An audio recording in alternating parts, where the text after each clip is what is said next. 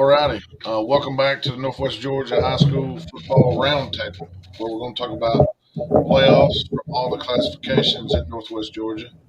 I'm joined already by Chris Napier, RJ Casey, and Mr. Kevin Myrick, and he's working on his system over there, but we'll get everything going. I'm not sure this is going to work, y'all. Uh-oh. Oh, What we're going to do, we're going to start with, we starting 7 quad A? yeah, sounds good. All right, we'll go ahead and pull that up and let's see here. This is the view we want. I updated these. If you see any issues, let me know. But Well, that's good. all righty. So we probably start with that Central Pickens game. Central, they've got they're in a tough spot here. I mean, they got 2 losses. They lost to Northwest Whitfield, and they lost at home to Heritage, and they still have not played Cedartown yet. So they are in a real tough spot here. Backs against the wall, I guess you could say. RJ, you know something about this Pickens team. They played Ridgeland last week, didn't they? Or Yeah, they went up to Rossville and got a big win over Ridgeland. yeah, I like Pickens here, especially they're going to be at home. I think it's a lot of travel for Central, but Central's got some younger playmakers that I think Pickens needs to worry about. But Central's got to worry about that quarterback, Stryker. He has had a great season. He is a sophomore, and I like the things that we're seeing out of him. So, I mean, that's what I think. That's why I think Pickens has got this game. I really like him in this situation. Yeah, Stryker's definitely got some weapons on the offensive side of the ball with Devin Hand being his main target, but he's also got Isaiah Williams, who's a 6'3" tight end. He's got Marcus Pike, who's a 6'2", 6'3" sophomore wide receiver. Mm-hmm. He's got Tom Frechette, who's also a 6'3", senior wide receiver. And you've got at the running back spot, you got a sophomore Miguel Salto, and you got Caden Hampton, who's a junior who's playing both ways. He's running back and he's linebacker as well. Yeah, I had a chance to see Stryker last year. We were going to see him again this year, but at Chattooga, and he was impressive as a freshman. So I know he's got to be, lighting it up his sophomore year. Unfortunately, we missed out on the trip to Pickens earlier in the year. I think that'd have been an interesting ball game. Plus, I was interested to go see what they say is a beautiful place over at Pickens, and missed out on that one because of the COVID-19 issues. We won't bring those back up. But anyway. A couple of those guys I like for Central, those younger guys, Cameron Bolton, Cameron Bolton and Devin Powell. These are Powell is a quarterback. He's a sophomore. He's made some big plays. Cameron Bolton is I think is going to be a great ball player here in the future. He's a freshman running back, very quick, elusive. So those are some of the guys I think Pickens might have some problems with. I think those guys can do some business, but in the end, I think that Pickens offense puts up some points. I think Stryker and the boys light it up. Yeah, when you look at the standings here, I don't want to say elimination game, but if Pickens win this game, it's going to be real hard for Central to get into the playoffs. Yeah, it may be an elimination game actually. Yeah, especially with it being a five game region schedule. Mm-hmm. Yeah. If you drop that third game, you're pretty much out of it. So Central's going to come in with their backs against the wall and looking to get things going in region play. And it's senior night here in Jasper on Friday, so a lot of motivation for the Dragons to stay in the thick of that playoff race and that trying to get a home game maybe and stay in the chase and try to send the seniors out, at least in the regular season, send the seniors out with a win. Yeah, and now you're talking about getting a home game. I think that could be possible with a win here. Uh, you look at this Heritage at Northwest Whitfield game. I think this is going to be one of the bigger games in the area. This is going to be a game everybody needs to cover. Um, Heritage is coming in with wins over Ridgeland, and then went to Central and beat Central last week. Uh, this is going to be a tough test for Northwest, and I think luckily, Northwest is going to get this game at home. Uh, I really like Northwest. I've liked Northwest in this region for a while. I think Owen Brooker's having a big year. You got Ray Morrison, Braden Morrison. Uh, they've got another receiver named Hudson Gray. He's a sophomore. I think he's a great receiver. He's putting up some big stats. Adrian Reyes, I think he was out last week. I don't know his status. I hope he's well. I hope he's coming back because this is a big game right here. This could be a game that decides that home playoff spot, that number 2 seed. And if this game doesn't decide it, I have no doubt in my mind that Pickens at Northwest Whitfield game on the final week of the season is going to decide it. Yeah, it'll be pretty close because Pickens has that bye week next week after this one against Central to get ready for Heritage. At Heritage, they finished the season on the road at Heritage and at Northwest. So Pickens definitely needs to get this win on Friday to stay in the thick of it. Yeah, and I think Cedartown has got this region already wrapped up. I think they're too strong defensively, too strong offensively. They are just solid. I think they're a contender. I know there's some really tough 4A teams out there, but I think you have to talk about Cedartown as a contender when you're talking about 4A in the state. Yeah. I feel bad for Ridgeland this week having to go to Cedartown. Yeah, Ridgeland's having a tough season. Obviously, yeah, I don't think it's going to be a pleasant trip over to Cedartown. yeah. I think you could see the reserves play pretty quick. Harlan Diamond and C.J. Washington, they have been lighting up the scoreboards this year. So I expect that to continue. And that Cedartown defense is tough. Uh, so you haven't seen them surrender a ton of points. I think Northwest did pretty well late in the game there to put some points on the board against that defense. So, but Ridgeland might have a tough trip down there to Cedartown. Oh yeah, for sure. And with it being a 5, like I said earlier, with it being a 5-game region schedule, Pickens did well to get Cedartown out of the way early. Yeah, with that first region game, so they could focus on the rest of the schedule, and they know what the task is ahead of them, and they control their own destiny pretty much the rest of the way. yeah. I really think that we could be seeing a Pickens at Northwest Whitfield on that final week of the season to decide that 2 seed. If Northwest can get by Heritage, which this is going to be a tough matchup too for them. But I think Northwest may be favored in this game. I like them in this game. I think they match up really well. If you listen to Coach Robinson, his interviews that he's give over the season, he says they're a passing team. And I think they're built for that. I really like the guys they got, and I think they can do some business. Yeah, they've been that way the last several years. Yeah, They want to toss the ball around to some electric receivers, and they got several.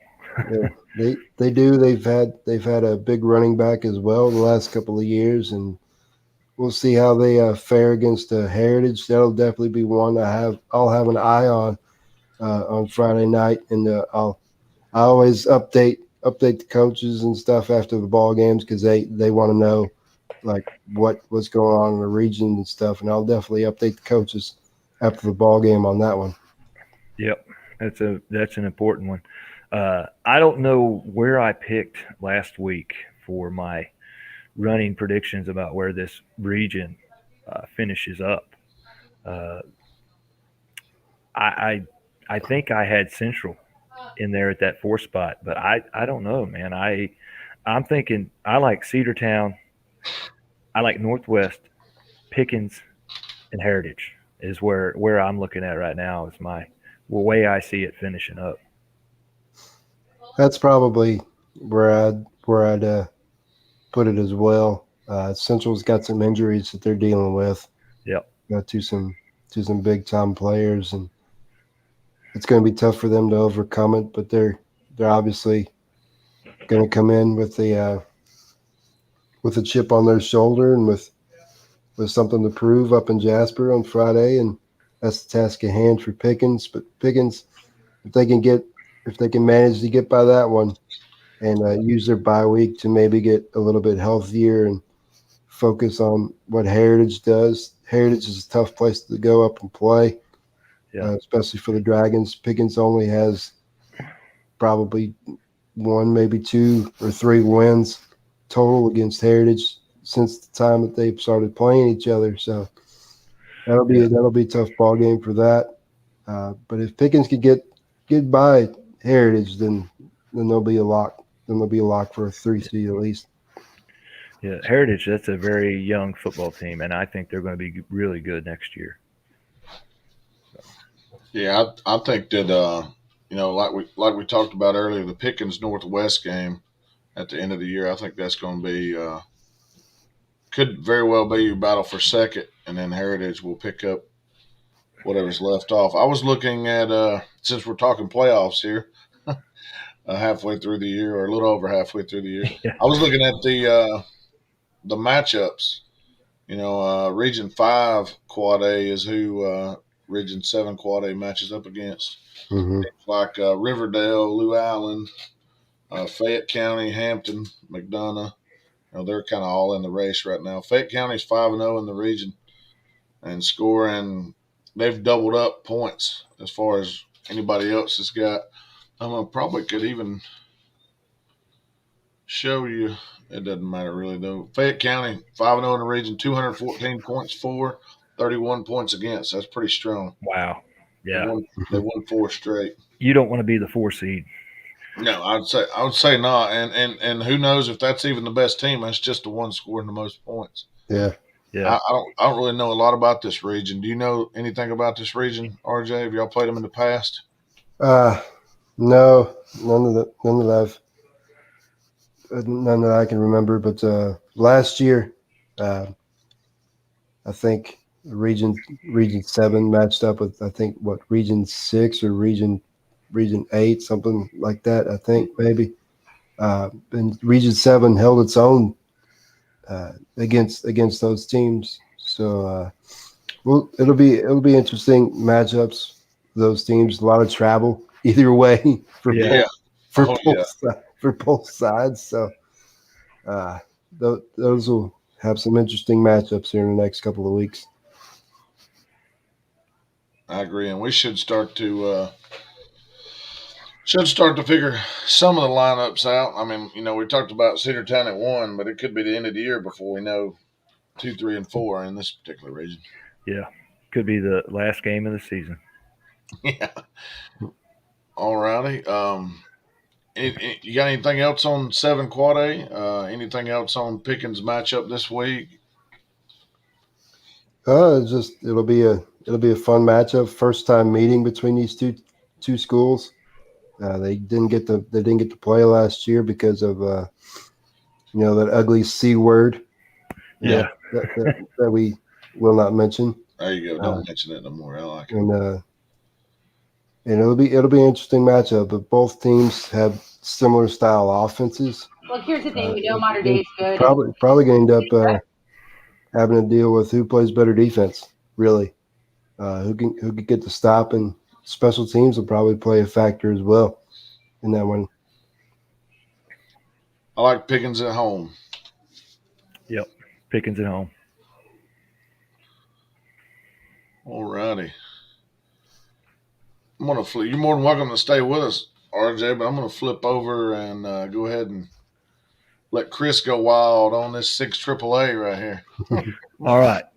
So I think we let's go from top to bottom. What's Rockmart? They're going to be welcoming Murray County. Murray County's having a rough season. One guy I do like, Taylor Carroll. This is a ball player. I like this kid.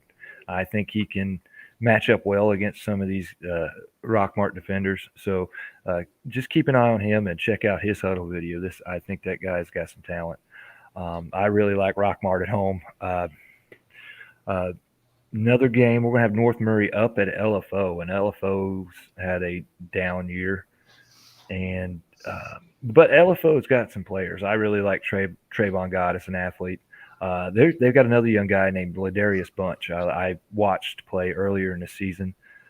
Bryce Goins is a big defensive tackle. He can do some business. So they've got some players. I think that are coming on. I think they've scored some points. They went their first few games without scoring any points. I think they've scored plenty of points just recently. But the two big games in the region this week are Sonoraville and Adairsville. We'll talk about that in a minute. But Coahulla Creek, Lafayette. Coahulla Creek and Lafayette is this is a big one. This could decide a playoff spot. And Sonoraville's got 2 losses in the region already. Adairsville only has that 1. So if Sonoraville takes a loss here, it could be devastating if your goal is the playoffs. That's why I think they're going to come in there just ready to play. And we've seen earlier in the season when Sonoraville's ready to play, they're really good. They've got a lot of playmakers, and I think Jackson Pate is really come on strong. He's a sophomore. We saw some highlights of him throwing earlier in the season. That kid's got a good arm, and he's got playmakers everywhere. He can get the ball too, and one of them, Zach Lyles. If that Sonoraville defense can play like the Coahulla Creek defense played last week and stop that inside run game, which they were pretty successful at, I think you're going to Adairsville beat Coahulla Creek last week. They really stopped that inside run game. They really bottled up Eli Agnew, was one of their best running backs. That's when Chris Roper, another playmaker, took over and won that game. I think he could do the same thing here. If I was picking, I really like Adairsville at home, but all bets are off when you're talking about a game like this. This is a big one, and it could decide a playoff spot. So I think both teams are going to come in here pumped and ready to play.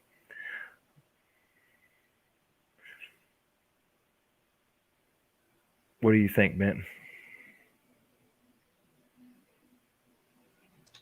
You was talking about Roper taking over last week. I think he had 3 touchdowns. He's capable of taking over a game, but I think Sonoraville can contain that to a certain amount and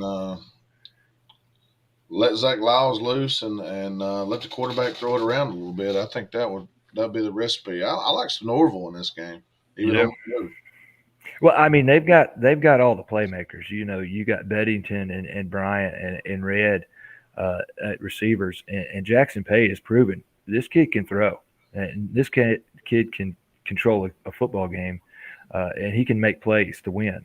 Then you figure in Zach Lyles, so it's going to be tough for that Adairsville defense. I think Tokyo Gordon is a guy we just saw commit to Middle Tennessee. He's going to have to play big. I think he's very capable of that, and their playmakers in the defensive backfield are going to have to account for these playmakers. So I don't know where Cal Preps would rank this game, but I would call this game even. And I can't see an advantage where one team has an edge here in this matchup. So this is going to be an interesting one to watch. Yeah, hey, Kevin, I hear you. Can you hear us? connection issues over here in Polk County. How are you guys doing tonight? I see we're talking about one of my favorite regions, Region 6 AAA. Yes. Yeah, we Yes, just sir. started talking about it. So, All right, so I heard a little bit there about Lafayette, Sonoraville coming up this Friday, I believe. it'll be Sonoraville, Adairsville. Yes, Norville, Daresville, yeah. Yeah, that's Sonoraville, I'm not Adairsville. sure because, again, it keeps cutting in and out, and maybe this is something on my end, and I apologize if that's the case. Yeah, we got Sonoraville at Adairsville coming up, and this could decide a playoff spot. I think this is one of the bigger games in the region.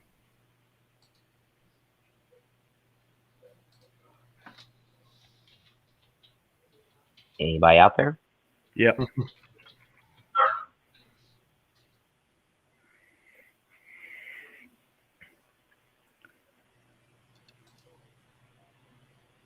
There we go. All right, there we go. There's the game. Technology is a wonderful thing, isn't it? Yeah. Oh, yeah. I can go ahead. Yeah, we were just going over the schedule for 6 AAA right before you joined. We got Murray County at Rockmart. We got North Murray at LFO. We got Coahulla Creek at Lafayette. Okay. And then Sonoraville at Adairsville. Ringgold this week is off this week. So we were talking primarily about that Sonoraville-Adairsville game. How important, and especially if you look at the graphic on the screen of the standings, this game could decide a playoff spot. So I think these two teams come ready to play knowing what's on the line.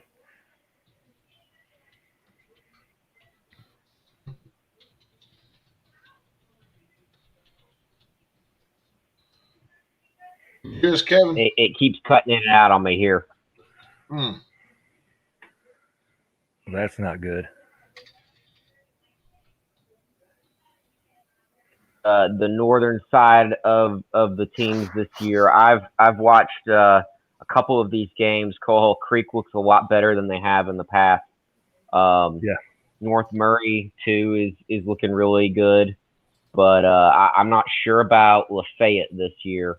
What they're looking like. I didn't even get a chance to look at them last year because Rockmart and Lafayette didn't play because of COVID last year. So, yeah, Lafayette. There he goes again. We got some technical issues. He's popping up everywhere. Yeah, Lafayette. They've got a tough remaining schedule. They will still play Rockmart. Although they played Ringgold really tough last week, they were in it right down to the end. It was a 24-17 win by Ringgold at home. So Lafayette can play ball. They are going to be home this week against Coahulla Creek, which I think is going to be a really good game. I like the way Lafayette runs the football, but I like the way against that Coahulla Creek defense against the run. So this is going to be something to watch. I think this is going to be a very good matchup between those two. A lot's on the line with Lafayette. They've got 2 region losses and yet to play Rockmart. So if they lose, that could spell doom for their hopes of the playoffs. If they win, I think that will eliminate Coahulla Creek from the playoffs. But if Coahulla Creek wins this game, this will be their first 500 season. And every win that Coahulla Creek gets, it breaks a new record. So I think they're prepared for that. I think they want to go out and achieve that. It keeps cutting in and out on me. I'm not sure how effective I'm going to be for you guys tonight if it keeps up. All right, just jump in when you're on. I can say a little something about Lafayette because they were in a region with Pickens and all these other teams several years ago, but Lafayette was the football team that was on the come up the last time that Pickens played them. They had those 2 young, exciting quarterback, running back tandem. That gave Pickens fits on the night. Pickens ended up coming away with a win, but you could tell that Lafayette was on the come up, and they went down to 3A, and certainly looks like they've continued that rise slowly since then. Yeah, the two guys you're talking about, the quarterback, Jalen Ramsey, who's a senior this year, and the running back that you guys faced was Jamario Clements. He graduated last year. He is up at Duquesne University in Pennsylvania. He is a Duquesne Dukes. So, and he actually got to score his first college touchdown in a game, which I was pretty excited about. I like seeing that, and that was just a couple weeks ago. So he's doing well up there. Yeah, they were a handful to deal with because I believe Ramsey played basketball as well, and their basketball program had done pretty well the last couple of years as well. Pretty well, Yeah.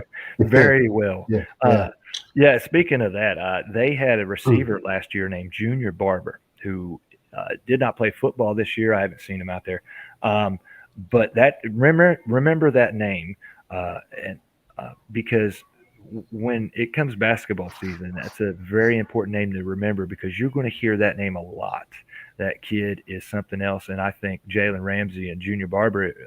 I think it's the best backcourt in our region, in 6 AAA region. And then you put it in a player like Aiden Hadaway. He was an Ohio University commit, big 6'9" forward. Runs the floor like a guard. But enough of that. We'll talk basketball later. We'll get back to football. All I got to say is I really like Lafayette basketball team's chances. Yeah, I agree with that. Rockmart's program, of course, has been really good over the past years in basketball, but of course, moving up to AAA, it's a little bit different than playing in AA. So, I like their chances of doing pretty decently, but they're going to finish second or third. Yeah. You're out of the Polk County area, right, Kevin? Yeah, that's right. I cover Cedartown and Rockmart at polktoday.com for news and polksportswire.com for sports. Sweet. So, who does Rockmart have this week? Rockmart has a trip to Murray County this week, and I expect, as you guys do, that is probably going to be another 62 to nothing game for Rockmart. We just have too many offensive weapons in the backfield. We got some really good guys on defense this year. I suspect that they'll probably win this region out. And the game's going to come down to Rockmart Ringgold at the end of the season. Yeah, we've been talking about that, how that's lining up for several weeks now. That's going to be a very interesting game. Yeah. And I think that last year I was at that game, and I was on the sidelines. I actually got knocked down on play filming that one. So that one was real fun. I'm looking forward to this one being at home this year. But it's going to be a coin flip between that and Cedartown Heritage because both my teams are at home for senior night at the same time. Oh, man. Yeah. I wouldn't miss the chance to go watch that Rockmart Ringgold game. I'm going to have a very difficult decision to make in about 2 weeks' time. Yeah. I think both of those teams could come in here 7-0 in the region. And, very much so. Yeah, especially with the way that Rockmart's schedule plays out for the next few weeks. It's Murray, Adairsville, Lafayette, and Ringgold is the last 4 games here. So I don't see how they don't run the table other than somebody gets hurt or Rockmart just has a really off night. Now, against North Murray, they had kind of an off night. Discipline issues. They did have a lot of flags, but not anything that couldn't keep them from winning that game. So I'm really interested to see the Lafayette game coming up. I'll be making the trip to Walker County for that one. Yeah. Well, you're going to have Adairsville come in there, and they're going to be a pretty tough team for Rockmart. I don't think that's going to be a game like you're going to see with Murray County. I think Adairsville will be a little bit tougher. Murray County, especially after the beating last year that Rockmart put on the Tigers, I don't suspect that they're going to be traveling and feeling very good about that one. They're going to remember it. It stung. Yeah. And with Murray County, you're going to see a guy named Taylor Carroll. He's an athlete. he plays at a lot of different positions, so you'll enjoy watching him. I think he can make some plays. But Murray County, yeah, they're having a down year. I think I really like Rockmart in that game. So, but I definitely would take in that Ringgold at Rockmart game. So that'd be one to watch. I think that could be a true championship game, and like a true championship game where trophies waiting for the winner on the sideline, and that's something you don't see very often. I think the last time we saw a game like that around here, I'm wanting to say it was like 2013, and it actually involved that Ringgold team. And it was Ringgold and Cartersville. They both met the last game of the season, and they were both undefeated in region play. And so I think Cartersville won that. I think Cartersville bowed out of the playoffs in the second round, though, and Ringgold went on to the Final Four. But that's the last true championship game on the final night of the season that I can remember in quite a while. So that's something that doesn't happen very often. So that's going to be an exciting game. Yeah, for sure. This year, definitely an exciting one. Yep. And look, Region 6 AAA this year, there's a lot of teams that are down. There's a lot of teams that are climbing back up and competitive. But honestly, it's really coming down to Rockmart, Ringgold, Adairsville, and it's kind of going to be a battle for that number 2 spot, I feel like, when you get right down to it. Yeah. The 3 and 4 spots, I think we got 3 teams. I really like Adairsville, North Murray, and Sonoraville to battle it out for that 3 and 4 spot. So we'll get a more clear picture after this Friday, after Sonoraville and Adairsville play, of where the scenarios will get narrowed down. So we'll know, we'll know where we're staying after this Friday a lot better. So a lot of eyes will be on that Sonoraville Adairsville game. Oh, for sure. Yeah. You want to? I guess you could talk a little bit more. I guess all the games that we've already spoke on all the games here, but you want to jump back since we got Kevin Myrick on here. We jump back to the Quad A right here and let him talk about Cedartown. Yeah. If y'all don't mind, I'd love to talk about Cedartown. Always happy to talk about them, especially this year. Yeah, talk about Cedartown and the whole region. We kind of went over it with RJ a little bit while ago, so we can let you have at it right now. All right, we've got Ridgeland this week for homecoming. I expect that one to be running clock in the second half. Please, Lord, let it be a running clock in the second half. That'll be a running clock in the first quarter, sir. I mean, it should be, but, I don't think the refs are going to allow too much of craziness there. I like Cedartown winning the region again this year. This one's going to come down between them and Heritage Catoosa. That Pickens game, Cedartown looked really good and active. Northwest Whitfield scored some points on them. I was really surprised. I was expecting Cedartown to make it through that game, honestly, unscathed and without the defense scoring some points. The second half, Northwest really looked good. I don't know what to think about Central now because of the way that they lost to Heard County and then the way that they lost to Heritage. They're just down a little bit. They might end up in a 4th seed spot if they can win out in the last few games, but they really got to work hard at it. So yeah. I see that region ending up being Cedartown, Heritage, probably Northwest, and Pickens. If they are lucky, Central might sneak their way into the conversation, but I suspect probably not. Yeah, that's something similar to what we were thinking. They've got it tough, with the 2 losses already. And they still have not played Cedartown, so that's why we were thinking that it's going to be really tough. I suspect Cedartown just got so many kids this year, just like Rockmart. I don't know what happened over the past couple of years. It might be something in the water down here, but we've been putting out some really quality athletes. A kid to look out for in college football, for instance, is Zoff Frazier.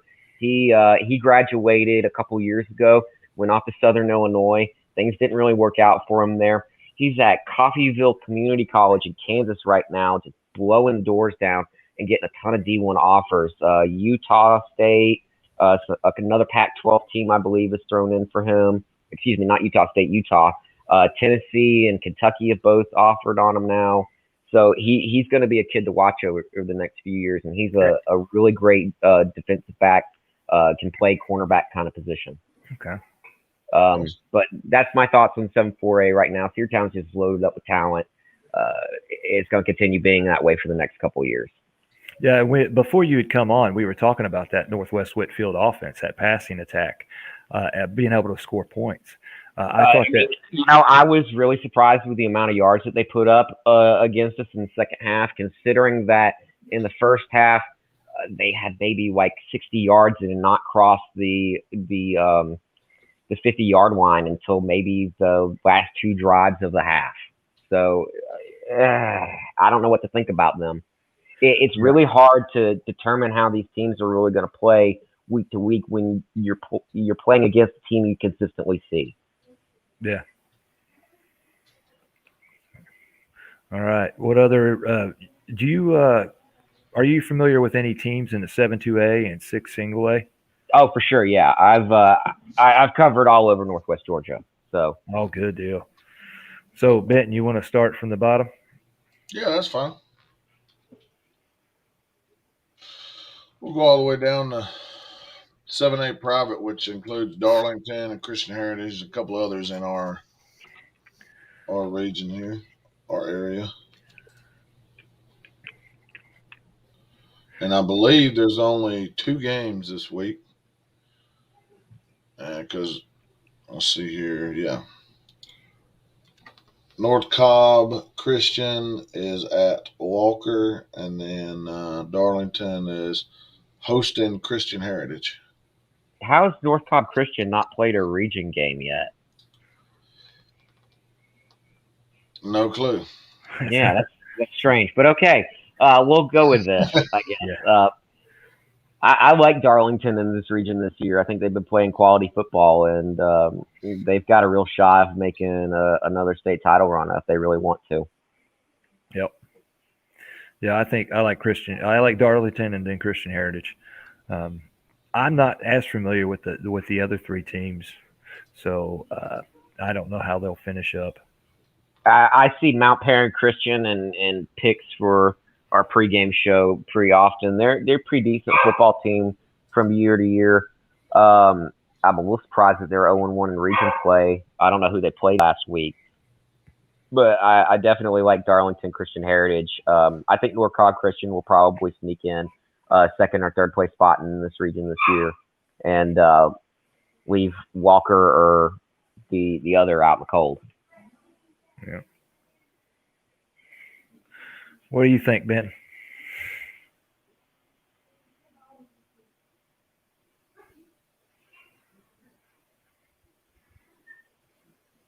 I think we lost Benton. I'm back. Sorry, Okay. I was muted. I was actually trying to find the answer to the question how they were 0-0 in the region, because that was I mean, I get that there's only 5 teams in that region, but it just seems interesting that they haven't played a game yet. Yeah, so I'm looking here, and they September 24th they did not play. October 1st they didn't play, and then they had Bowden, which is non-region, on 10-8, and then they have Walker this week, and then they'll have Darlington, Mount Perrin Christian, and Christian Heritage to finish the season. Okay, so they finish out their region all Straight the out. last 4 or 5 games. Yeah, so they basically just starting the game later than everybody else. They must have had a bye week in between there or something. Yeah, That makes sense. Yeah, it was odd though that everybody else has played 1 game, but it don't add up. You have to be odd man out, I guess. And this The way that they've done regional alignments over the past couple of years is really odd to me. I think that they'll take a look at that again, maybe with the new multiplier and all that. I hope they do anyhow, and kind of figure out how to geographically make this a little bit better for everybody. Yeah, because I think Rockmart moves down to 2A, and I think Bremen moves up to 3A. And I think that's going to be something they need to look at, how how they bunch these schools together in regions. Well, I'm a 7AA guy, and we got a petition started to send Rockmart to 5AA. Oh, You- really? No, Oh, really? I'm just kidding, man. Actually, I mean, if you think about it, that wouldn't be a bad move for Rockmart to be in 5AA. We'd play the likes of Callaway and Hurd and Oh, Haralson that County would be a again. That would monster be some really region. good games. Yeah, like it's not already a monster region. Oh, yeah. That is the SEC of 2A football right there. I don't know if y'all talked about them yet or not, but kudos to Haralson County for beating Callaway last week. Wow. Yes, we talked about them on the scoreboard show. That was a big event. I mean, that was Friday a huge night. win. So I couldn't believe that one. I was very glad to have picked that one for the pregame show I'm on WGAA for Cedartown football. yeah. So Well, let's talk about 5-2A. That's fine. We'll jump to it. We'll jump over and talk about 5-2A. Throw them up there. Yeah, this region has been really surprising this year to me. I thought Hurd County was going to be a little bit better than they were after watching them against Cedartown. They've got some talented kids down there, but they've still got a lot of work to do to bring their program back to where it was a few years ago when they won the state title. I think this is Haralson County's best year that they've had in a long while, and I'm hoping that they continue their success and we get to see them go deep in the playoffs this year. It's going to be Haralson, probably Callaway. I would say Temple might come away and get lucky and win out a couple of games and sneak their way into fourth place, but Hurd County should make their way in somehow too. Yeah. I really like Haralson County. I like Haralson. I think I like Callaway and then Hurd. We've had some state championships come out of this region over the past few years. With Callaway last year and Hurd just a few years ago. I think we see another one. I just have a feeling we see another one. I'm not going to mention who I think, but I think we're going to see another one. I think it's very possible. Yeah, and I'll be very happy for him. I'll be cheering him on. There's only 2 games in this region this week, and it's Temple and Haralson, and then Callaway at Bremen. Short schedule. Yeah, and those are 2 pretty easy picks. I'd go with Haralson, and I don't know. I mean, maybe the Callaway at Bremen is not an easy pick. I mean, it's kind of. I mean, look, I'm looking at that one, and I'm thinking the way that, I mean, to only score 14 is Callaway. That just does not seem right to me. Something's not good in the water there. So I'm looking at this as a potential upset game again, and Callaway could walk away with a loss, especially being at Bremen. So. Yeah, I would like to see. I think Callaway could rebound. I think it'd be a great game. I think on the road at Bremen, struggled a little bit last week. If Bremen was to jump out ahead, then you get that right back in your head. And yeah, that could be tough. And I'm gonna tell you right now, 7AA does not want to see Callaway the 3 or 4 seed. Any seed really, but definitely a 3 or 4 seed. Yeah. That could spell doom. Yeah, that could spell 0 for 4 is what that could spell. Yeah, for a region, yeah. It could still happen, but anyway. So what's going on over there in 7-2A? Oh, 7-2A. We got 3 undefeated teams still. Chattooga, which is the team that I covered the most, is 3-0 in the region and locked into the playoffs, I guess you'd say. Yep. Some kind of craziness. Now you're just kind of playing for position. This week, you have a couple big games. Let's see. I'm going to scroll this instead of showing it. There we go. Gordon Central's at Coosa. That'll be for, you don't want to be in the last position. Dade at Chattooga. That's the biggest game, I think. Yep. That was definitely the biggest game in that region this week. Yeah, I think Dade at Chattooga is Winner has the inside track to the 2 seed. If Dade loses, they have the tiebreaker on Pepperell, so Pepperell would most likely be the 4 in the end. If Chattooga loses, Pepperell could be anywhere from 3, 4. I mean, it's just Dade still has Fannin left, and they just escaped at home against Model, in overtime. Which I mean, a win's a win. Yeah. That's probably the most shocking. Besides the Dade County beating Pepperell, I'd say Model being close to Dade County was pretty shocking to me last week. Yeah, we'll get a pretty good look on how they stack up when Fannin goes to Model. Yeah. Now to give you a good idea on maybe picking for that Fannin Dade game that's coming up. Okay, so here's my question. I'm looking here at the bottom scroll too and seeing the games this week. Does Coosa pick up a win finally this season against Gordon Central, or vice versa? Because both of those teams are on a 7-win losing streak, both in region and non-region play. And to me, that is going to be an ugly one to watch.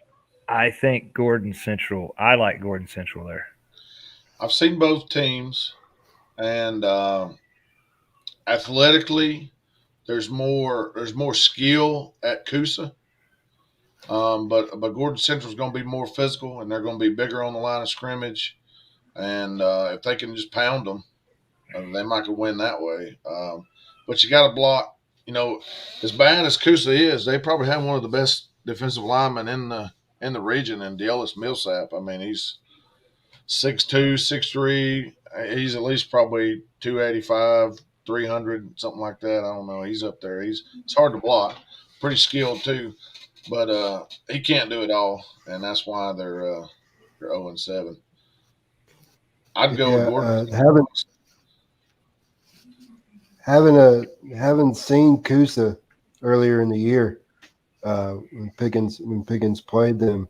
Coosa's got an okay run game, and if they can get that going, then maybe they got a shot. But I think it's a toss up. But I think Gordon Central will come away with that win. Yeah, and I'm gonna be honest with you, just you wouldn't know that Gordon Central, if you were at their game, you would not know that they're 0-7 because their sideline is normally pumped. I mean, the crowd gets into it, especially at Gordon Central. Where's this game at? It's at Coosa. Yeah, well, Coosa's sideline was dead. We went last week. Chattooga outnumbered Coosa's home side by double, easy. Yeah, I'm not surprised by that at all. At homecoming, fan base can be a little bit fickle there when the team's not doing so good.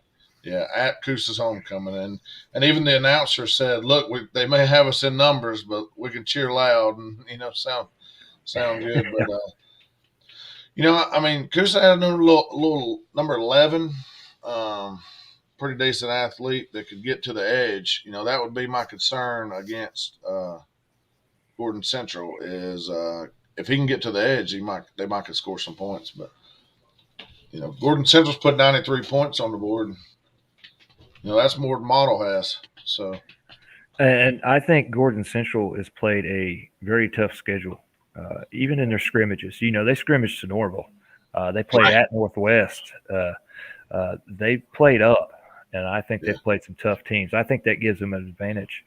Yeah, and they've already seen Fannin and Chattooga from this region too. So yeah, and they played them both close and early. I mean, I think it was like 7-0 in both of the games, or 0-0 in Chattooga game, and I think Fannin was up 7-0 at the end of the first. Then it kind of unraveled for Gordon. Yeah. Anyway, that's a lot of talk for the team's trying to get the goose egg off. What about Fannin at Model? What do you think on that game, Chris? I like Seth Reese. I like Fannin. I think they're a juggernaut. I think everybody plays well around them. And, at the beginning of the season, I was high on Pepperell. I've become a huge fan of Fannin County lately, seeing how they play. So I think they're going to run away with the region, and I think they go down the model. And I think they have a very good evening. Early in the year, Model was one of those teams that we were praising the defense. Lawrence was praising defense, and defense was playing well.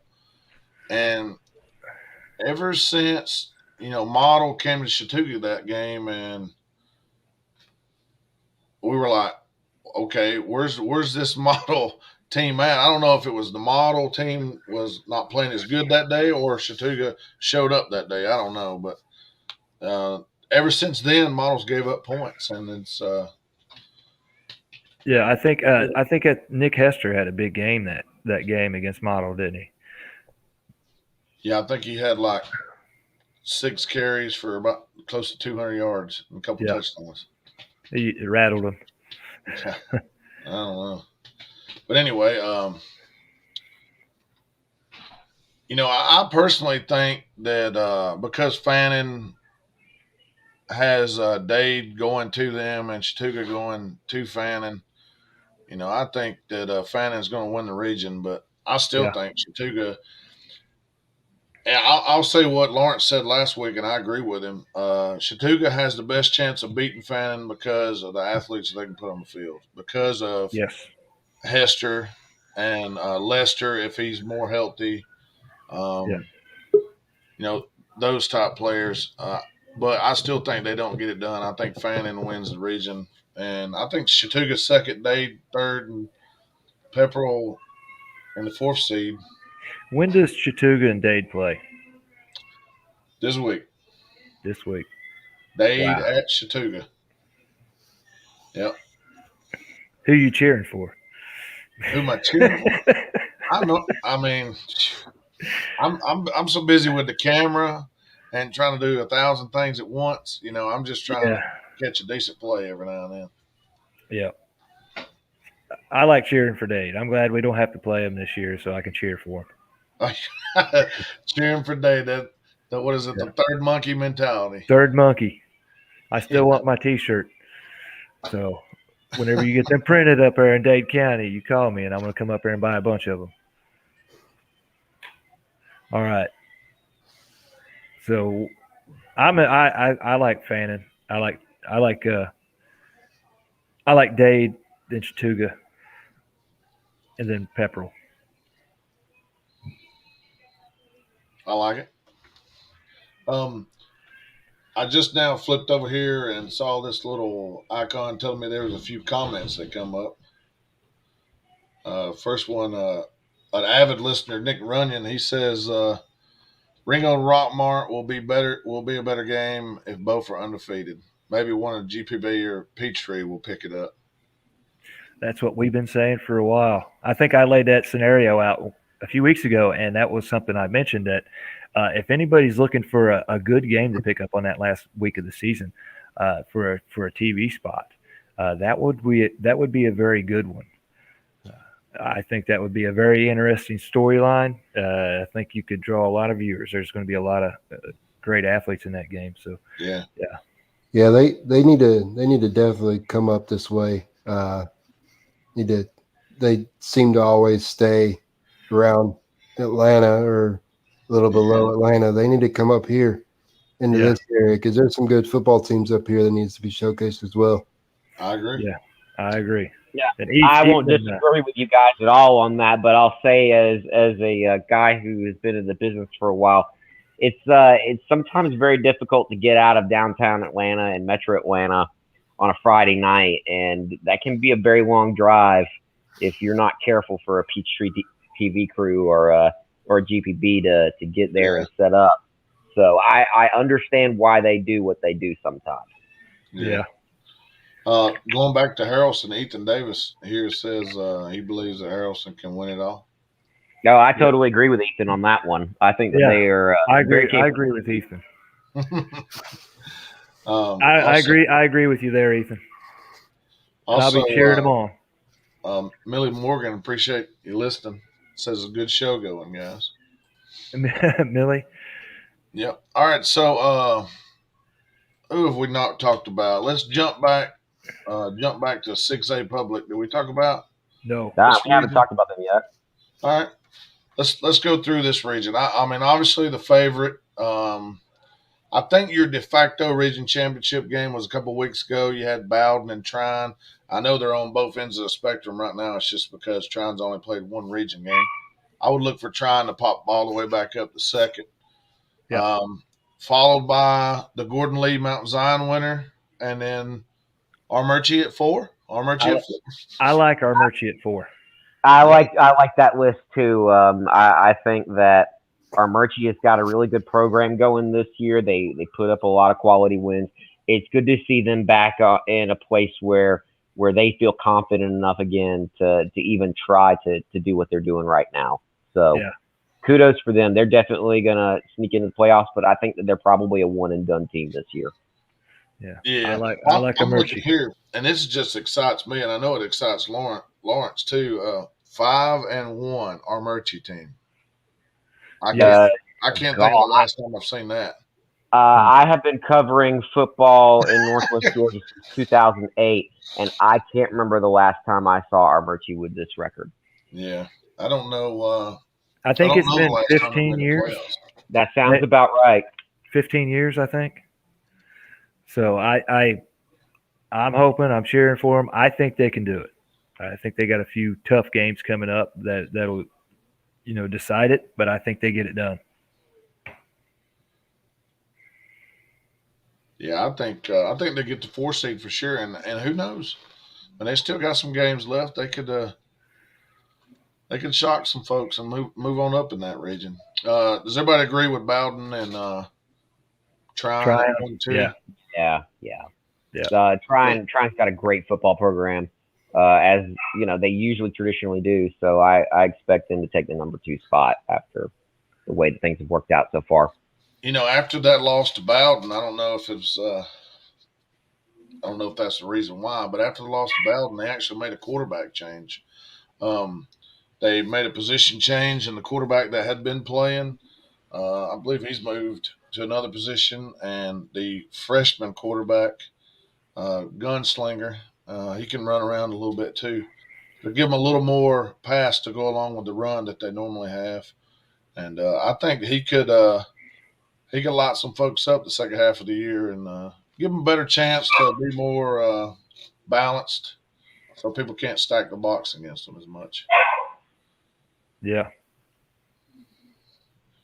Anything else on 6A? Nope. Let's talk about the big boys. The picture has really cleared itself up over the past couple of weeks with them for sure. Oh yeah. About 5A. Yeah. Jump on up.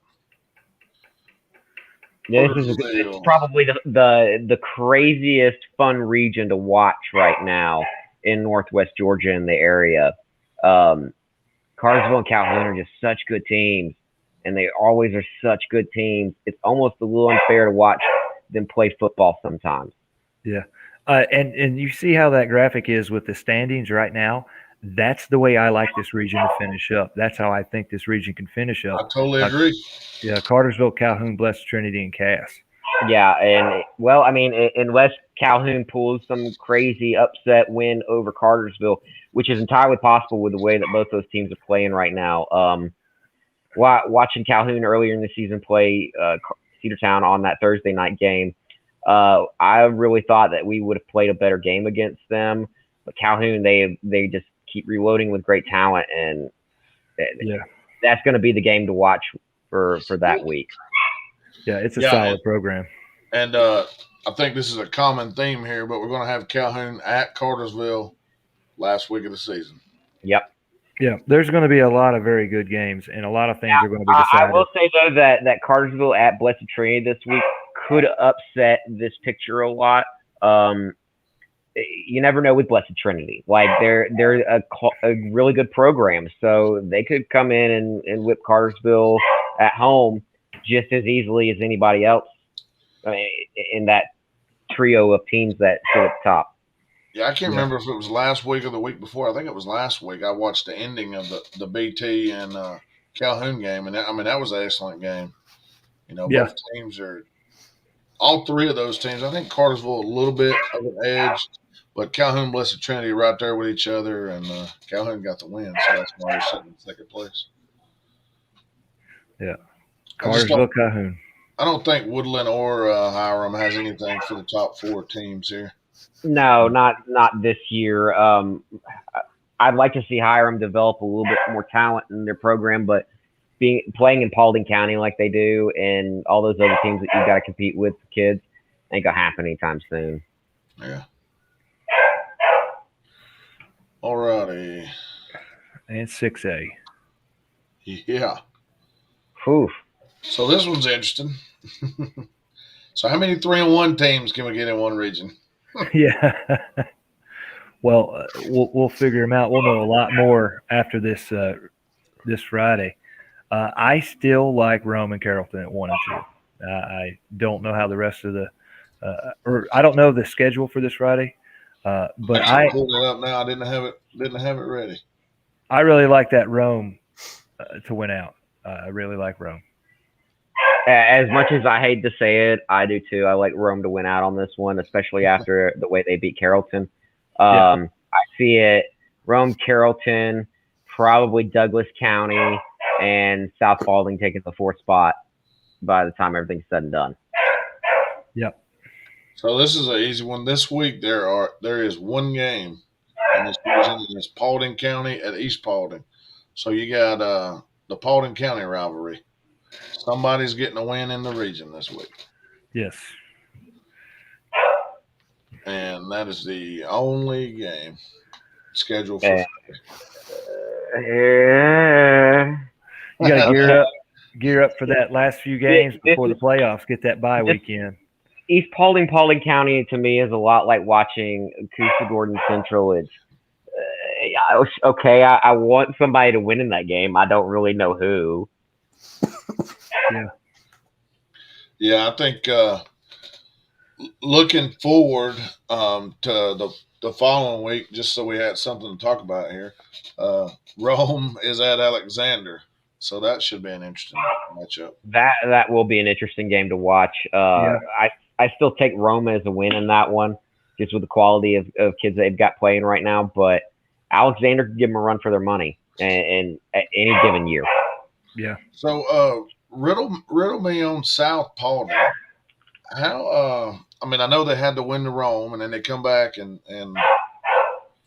I just don't understand. I don't know what they are. You know, are they 2 seed, 3 seed? Do they not make the playoffs? I mean,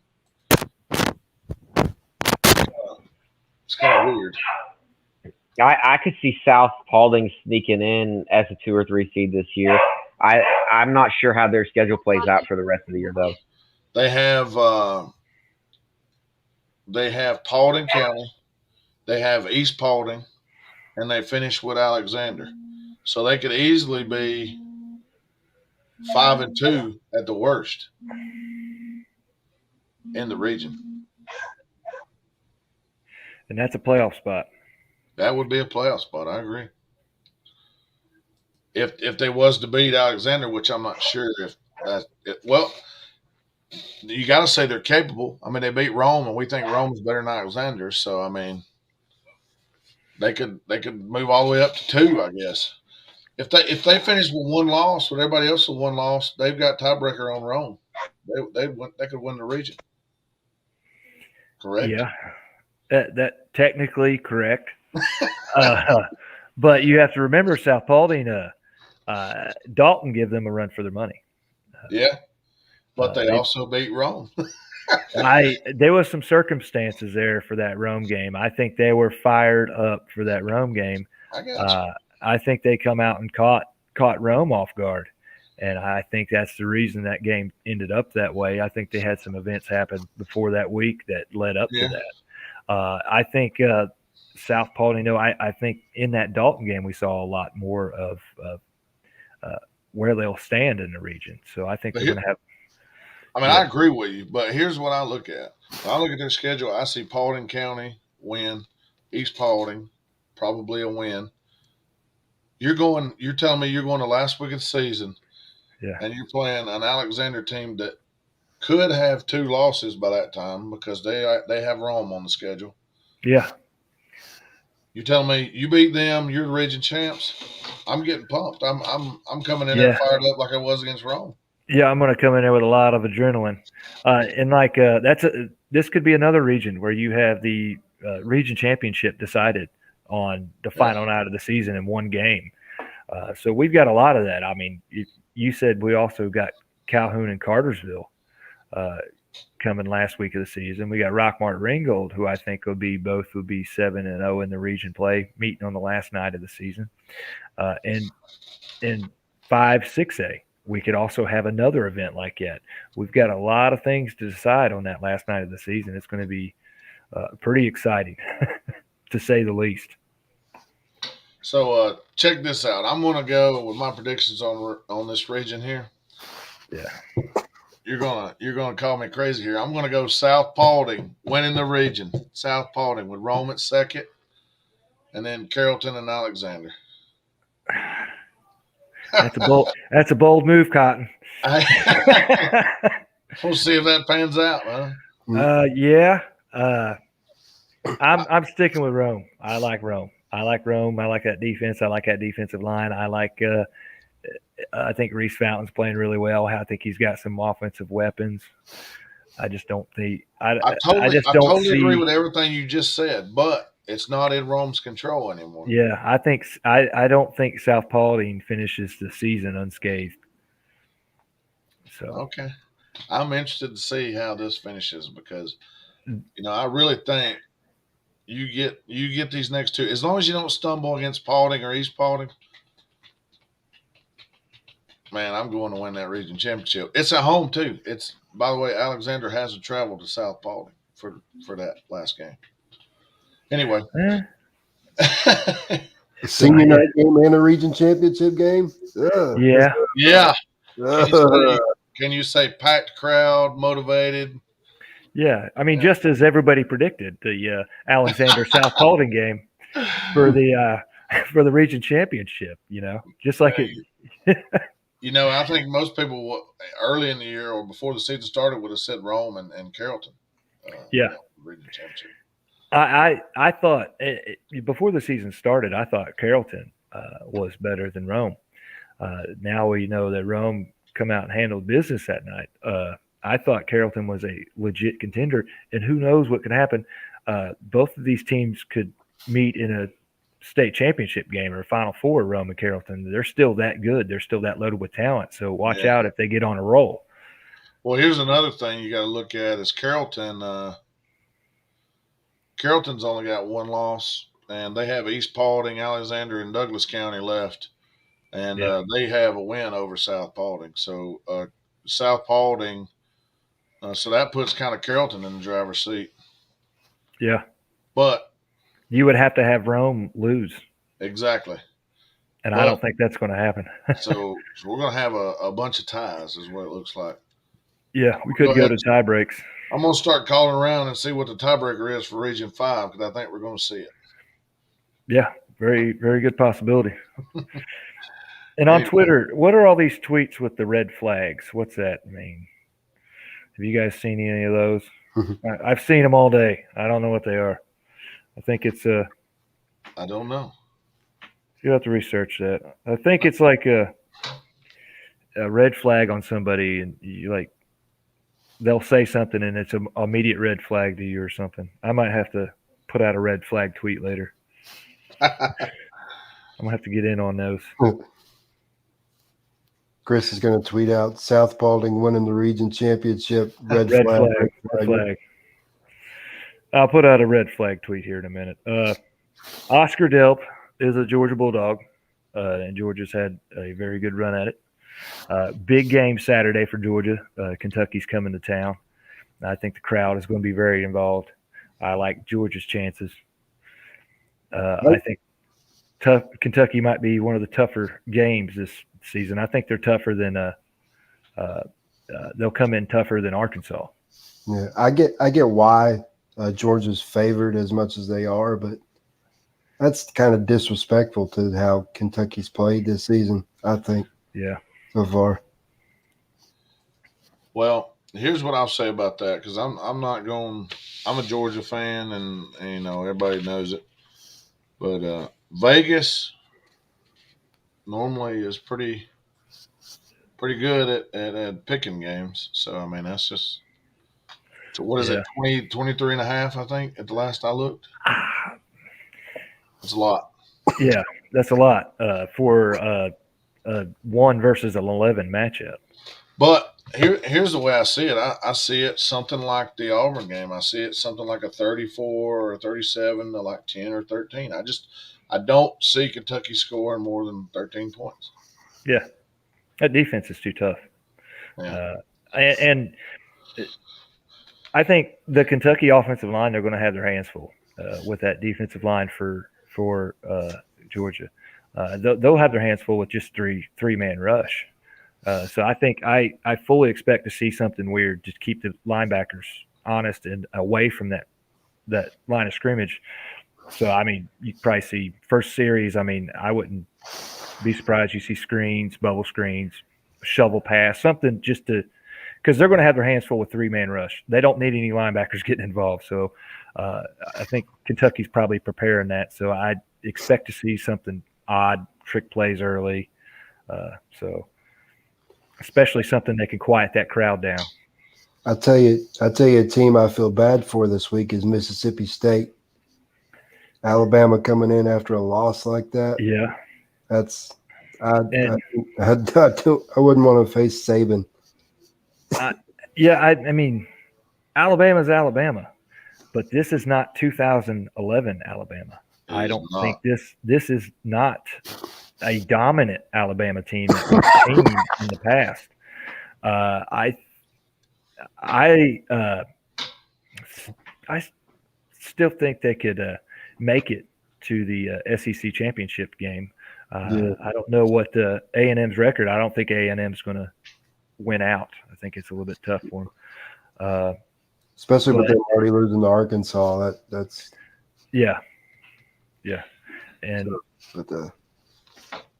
I just think that the amount of points I've seen that Alabama defense give up, and it's probably one of Alabama's worst defenses in the last several years. Yeah, and they've gotten worse progressively since Kirby Smart has left Alabama. To be honest with you, that's what I think. So, I think that I heard a lot of people calling for the Golding, I think is his name, saying they need to move on from. I think he's the defensive coordinator, right? Yeah. I don't. It just doesn't look the same. It's not the boa constrictor Alabama, that would just squeeze and squeeze, and those Alabama teams, even though they were down to A&M, I feel like that most times in the past that they would just call right back, and then all of a sudden, Bama's up 20. Just didn't happen. Drop passes, the left side of the line of scrimmage, they couldn't pick up a blitz. I mean, they were coming all over and getting free hits at the quarterback, and you can't do that. And that's why I like Georgia with that defensive front over Alabama. This is not the best Alabama offensive line they've put up. No, and I'm going to tell you right now, if you don't think that Mississippi State is going to look at that film and overload one side of the line of scrimmage and see if Bama can block it, yeah, I mean, they're going to. They're going to. I've noticed Georgia in a lot of games, they may bring 3 or 4, whatever, but they'll kind of delay blitz, and the linebackers will be running through wide open holes. You can delay blitz when your linebackers have that speed, that closing speed they got, and they have got some explosive linebackers at Georgia. They are really good. Yeah. Yep. So I think it's going to take a lot to beat Georgia. I hope. Who knows? But I think you're going to have to be able to pass the football, and you're going to have to beat them. You're going to have 3 or 4 of the fastest wide receivers in the country because you're going to have to be able to get separation in 2 seconds and get the ball out in 3 seconds. Because if you don't, you're going to be on your back or you're running for your life. So Yeah. I think that's what it's going to take to beat them. I don't think you beat them on the ground. The problem with A&M, we're talking about A&M, they did lose to Arkansas, and they also lost this Mississippi State team that Alabama's about to play. Yeah. So who knows? Yeah. So this week, North Murray where are you at this week? I know I am at LFO, and I'll be on Friday night on the scoreboard show. So good. I don't think it'd take me too long to get back. It's only about 25 minutes. I'll be at home, not home, but I'll be in Somerville, so it won't be a 10-minute ride back to the house. So I should be able to be on the show and hopefully get some good highlights from. Don't forget your memory card. Yeah, that was pathetic last week. I'll go ahead and put it in the bag. Yeah. Yeah. And then RJ, you said you had who's Pickens got this week? Sorry, we talked about a lot of games. Got the Central Carrollton. Oh yeah, the Central Lines, yeah. But you got them at home, which is got him at home for senior night. So sounds good. Well, I know I appreciate you joining us, RJ. But if you want, you can stop by and talk about how Pickens did on Friday night. We normally start around 11 o'clock, maybe a little before, just depending on when the game's in. We try to show all the scores and stuff. So you're more than welcome to join us. Yeah. I can definitely do that. Yeah, I appreciate you joining us tonight. And hopefully we'll get some more people to join Friday night and maybe next week if we feel that there's enough change worth talking about all the regions again, and we might go at it again. Yeah. Thank you guys for having me. Yeah, man. Fun to be on. Yeah, it's always fun to talk about football. Yes, sir. Especially when we got all these good matchups coming either this week or Charles Israel, he normally joins us on Friday nights, and he says he'll be at Callaway Bremen. Charles, you better be on Friday night and let us know what happens on that one. Yes, sir. And look at here. Look at here who we got popping in. Tim Tao. Man. What's going on, everybody? Over there, the land of fighting 10 towels. Actually, thought I was going to be able to jump on a little earlier. Just got out of church, so. Oh, you're good, man. Y'all have a good show here. Going pretty good. You caught us just in the nick of time. Well, I just got one question to ask. All right. Is the Benton Birds going to be in Blue Ridge next Friday night? Next Friday night. Are we at Fannin? I'm just kidding. Yes, I'll be in Blue Ridge next Friday night. Just making sure, man. I got to get the red carpet ready. I got to get a lot of things ready. Yeah. Man. Oh, yeah. Yeah. I don't need no red carpet, but I appreciate it. It's going to ticker tape parade. They're going to give you the key to the city when you get there and all that good stuff. It'll be great. They're going to give me heck is what they're going to give me. No. But I'm excited about it. I'm not even sure how long it takes to get up there. Probably about an hour 45, something like that. Yeah, it's about there. I remember. I think it's about how long it took to get to Chattooga last year, but I think it actually took about an hour and a half. But we played on like a Saturday, middle of the day, and the traffic wasn't bad at all. So traffic may be a little bit more difficult on a Friday night. Yeah, I should get out at 2:30, so I should have plenty of time to get there. Not that I'm looking forward. Not that I'm looking ahead. We still got to take care of business Friday night against Model. But. Yeah, I got you. You're on the road at Model, right? Yeah, we got to go to Model. Yeah. So you got a good drive there too. Yeah. So I want to hear your thoughts on the Model Dade County game last week. I hadn't talked to you. Yeah, so obviously we were on a bye week. So man, I'll be honest with you, I was kind of out of the world last Friday night. I got you. Enjoying everything, but I heard it was a close game. Did Dade County have anybody get hurt, or did Model just playing that well? I think they just I don't think they had anybody hurt. I think they had everybody. They just they played pretty well, and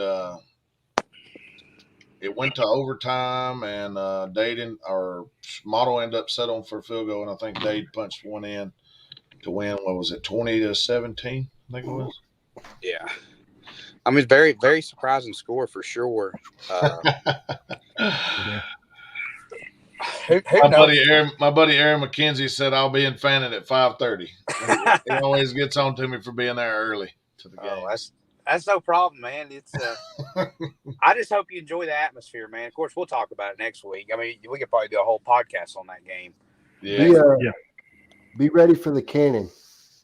Be ready for the cannon. Fire the cannons. Yeah, we've got a cannon.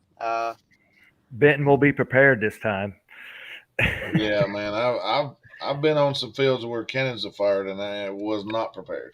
Every time we got to play Fannin and that thing went off, it always scared me. I knew it was coming, and it still scared me.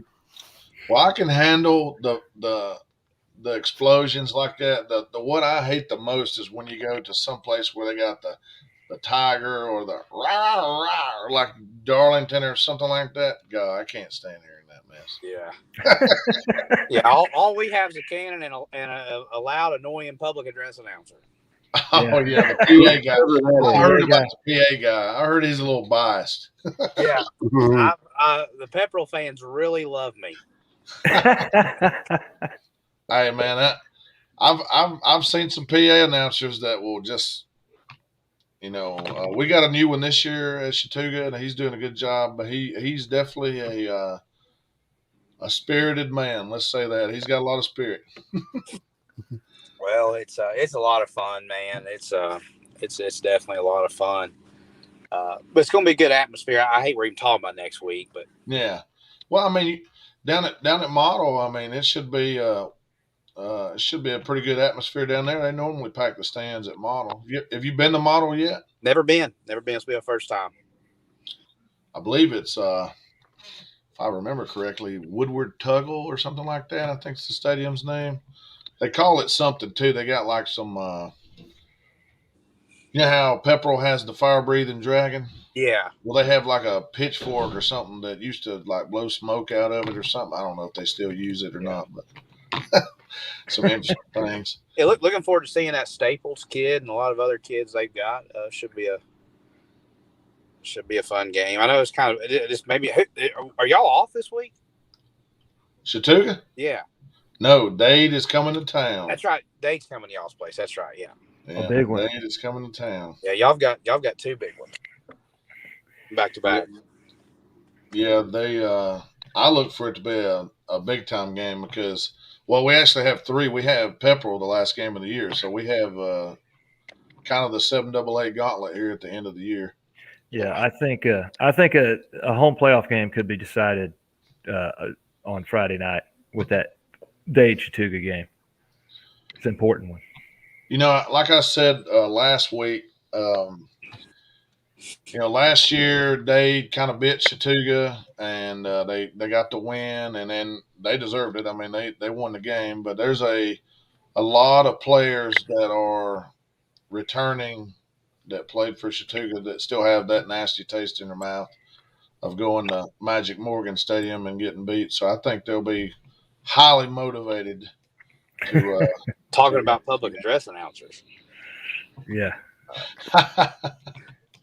Yeah, I hear you. But Dade County is a good environment. But I'm telling you, man, I've been very impressed with Chattooga so far, man. Putting up a lot of points. Yeah, it kind of clicked once you got off the larger classification. I feel like some of those games that we lost early in the year, like the Daresville game. I mean, we were sitting 0-0 at halftime, and we turned the ball over. Like, I don't even have enough fingers to tell you how many times we turned the ball over in that game. And then the Northwest game, I don't know. It was we were kind of dead that game, and they got moving on the passing game and beat us a little bit. And then we had the big hiatus, a couple of weeks, and then we looked rusty as all get out when we come out from that. So defense too. That Xander Cook guy's been a big help, I'm sure, on the defense side of football. The emergence of him. Been seeing a lot of good things about him.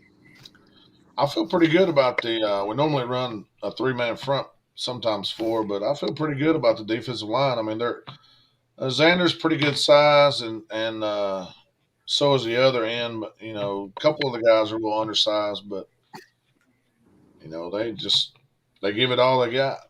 No doubt. Bunch of young guys stepping up too. Should be fun. Of course, we got the model of consistency, Miss Caroline Hodges at kicker. Man, she just keeps putting them through the uprights. She don't miss, does she? We had a girl kicker a few years ago, Sarah Sosby, who was actually named to the All-Decade team as a kicker. She didn't miss either. She's got to be getting up there in points scored for Chattooga. I mean, she doesn't miss. I mean, and we don't ask her to kick a lot of field goals, and she got to come out last week late in the game against Coosa, and she hit a field goal, and I think it was like maybe mid to high 20-yard field goal, and it had double the distance. She could have put it in from 40. So That's pretty good. yeah. She is a senior though, so she's been doing it for a while, but there's no telling how many points she scored over her career. Pretty impressive. Yeah, I mean, you don't really. I mean, a lot of schools take it for granted what a good kicker does for you. I mean, they put a lot of points on the board. Yeah, Owen Hanna for North Murray. I think he's way north of 200 points in his career. Yeah. So that's he's been consistent for a long time. I think he's got talent. He can play at the next level. It's just get somebody to take a look at him. Well, if I'm not mistaken, now I may be mistaken because I've watched a few Dade games on TV. If I've heard correctly, they have 2 girl kickers, not one. They have 2. And wow. I've heard that they kind of interchange whatever, but I think one maybe is a little older than the other. But if I'm mistaken, I'll probably hear it on the comments here in a second because there's normally a lot of Dade fans. Yeah. Here. I don't know. I never mind. I'm gonna be quiet. What? I'm gonna be quiet. I was gonna say something. Those Dade County fans are passionate, man. You gotta love them. Oh yeah, they're normally on the Friday night show. We have a few that come in and they'll send us the stats, and I mean we pretty much had everything but the head coach on here. Yeah, we're looking forward to hosting them as well. Look, a good thing for Fannin is you got Pepperell, Chattooga, and Dade at home this year. Yep. Yeah. Yep. And we'll do a year-end show, Benton. After all the teams have played, we'll do like a Christmas special where we have all the coaches come on. They want to come on. That'd be good. That'd be good if they're willing. Yeah, that'd be great. So everybody stop by for a minute or two and say, hey. Yeah, they might be willing to speak at that point. Yeah, just let them concentrate on the season right now, and we'll talk to them on podcast later. Yeah, for sure. Yeah. So boys, I'm gonna jump off here. Good to hear from y'all. Good to see y'all. We'll be in touch. Yes, sir. All right, we'll see you, Tim. And I got to jump off here as well.